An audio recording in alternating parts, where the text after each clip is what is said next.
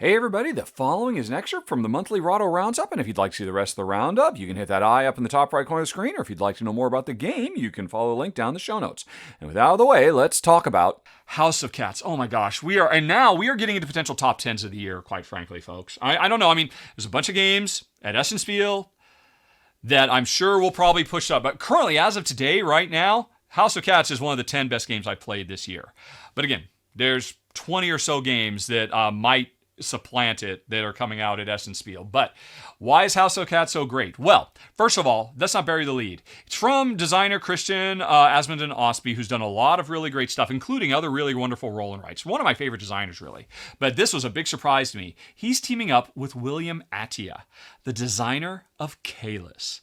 One of the all-time granddaddy super Euro designers. We haven't seen him for years. He did Spirium a few years ago, half a decade ago he did Spirium, which was, as far as I was concerned, was superior to Caelus, which I know is blasphemy for a lot of people. Then we haven't seen him do very much. And now he comes back with a roll and write, and he reminds us why he is one of the greatest designers of all time, because this is one of the greatest roll and writes of all time, as far as I'm concerned. This silly little roll and write about making a house for cats, the House of Cats. Now, what is it? Okay, let me try and summarize. First of all, the game comes with 4 different sheets of paper, 4 unique levels, 4 different houses. Each of them have different ways that they change the fundamental scoring and rules of the game. So there's a nice bit of variety built in, but that's not where the real variety comes from. Because, well, first of all, let me explain the game. It's a roll and write, right? You roll 4 dice, and each player is going to pick independently, bingo style, 3 of those dice, and they have to put them adjacent to each other. So in this case, I might say, hey, I'm going to take the 3 and the cat and the mouse, or I'm going to take the 5 and the cat and the 3, or something like that.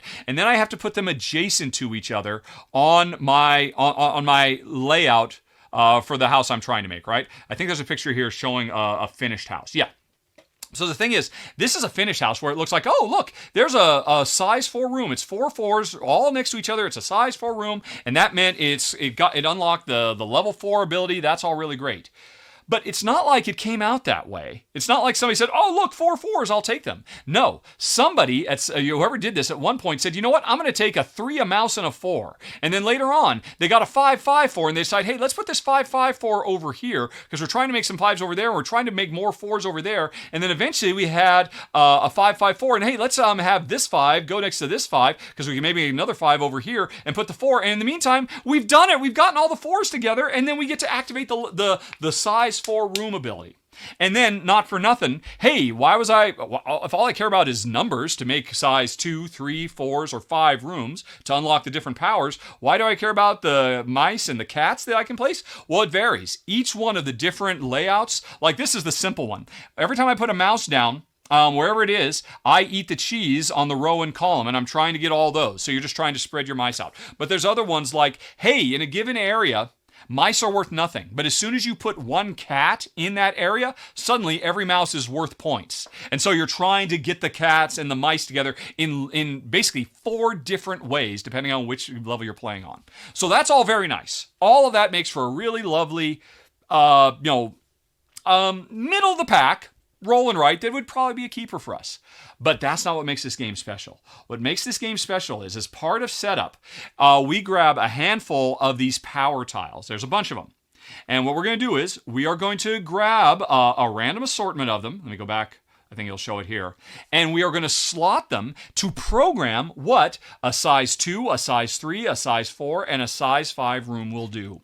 And every time you play, it's going to be a different combination of special powers associated with different size rooms. And so you can get radically different feeling games if a really powerful power ends up on a 2. And then all of a sudden players are wanting to make size 2 rooms and activate that power. Or the best power is on 4, so we're trying to make 4s. Or, hey, making 3s and 5s, these 2 powers really combine well together. So I'm really trying to make that happen.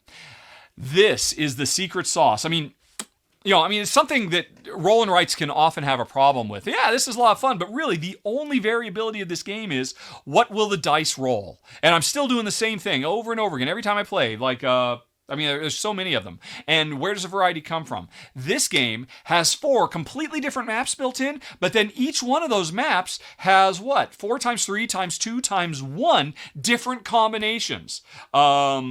No, 6 times 5 times 4 times 3. I think there are 6 powers. So 6 times 5 times 4 times 3 different variations, because it matters whether the get to move dice around, get to shuffle numbers from one place to another is in the 3 spot versus the 5 spot. So this game has more replayability built into it than, baked into it than things like rolling realms or, Welcome to the Moon. It blows my mind. And honestly, I would like to see this idea brought in where, we're so used to seeing, hey, when you do a certain thing, unlock this special power, use that special power.